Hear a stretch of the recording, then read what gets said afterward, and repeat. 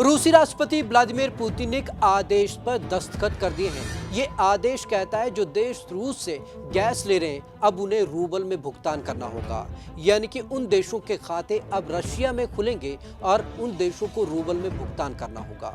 तो इससे कई देशों की दिक्कतें बढ़ गई हैं। तो चलिए आज आपको खास रिपोर्ट में दिखाते हैं कि आखिरकार रूस अपनी इकोनॉमी को बचाने की जिद में क्या कुछ कर रहा है। जर्मनी ने इस कदम को बताया ब्लैकमेल। पुतिन के इस कदम को जर्मनी ने ब्लैकमेल बताते हुए खारिज कर दिया। जर्मनी के अर्थव्यवस्था मंत्री रॉबर्ट हैबेक ने कहा कि पुतिन हमें ब्लैकमेल नहीं कर सकते।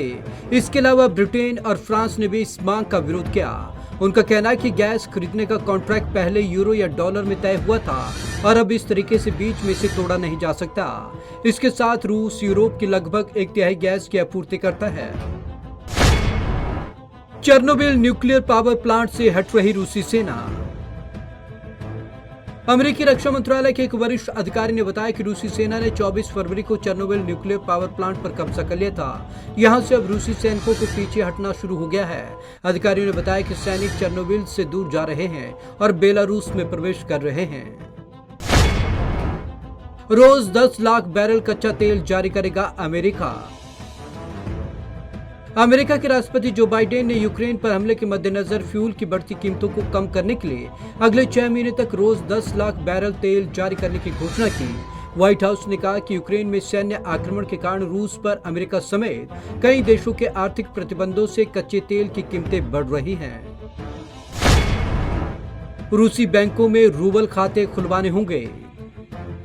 पुतिन ने कहा कि रूस से प्राकृतिक गैस खरीदने के लिए विदेशी खरीदारों को रूसी बैंकों में रूबल खाते खुलवाने होंगे।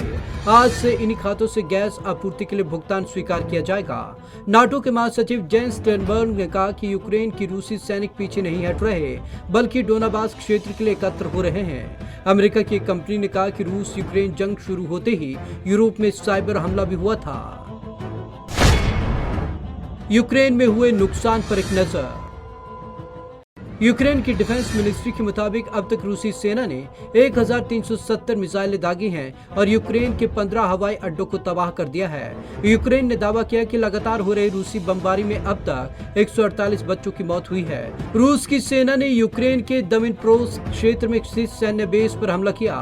यूक्रेनी मीडिया के अनुसार यहाँ के गवर्नर वैलेंटिन ने कहा कि हमले में 2 लोगों की मौत हुई और 5 लोग घायल हुए हैं। ब्रिटेन ने रूसी मीडिया संगठनों पर लगाया प्रतिबंध। ब्रिटेन ने यूक्रेन की जंग के बारे में दुष्प्रचार और गलत जानकारियां फैलाने के आरोप में 1 दर्जन से अधिक रूसी मीडिया हस्तियों और संगठनों पर प्रतिबंध लगाने का फैसला किया।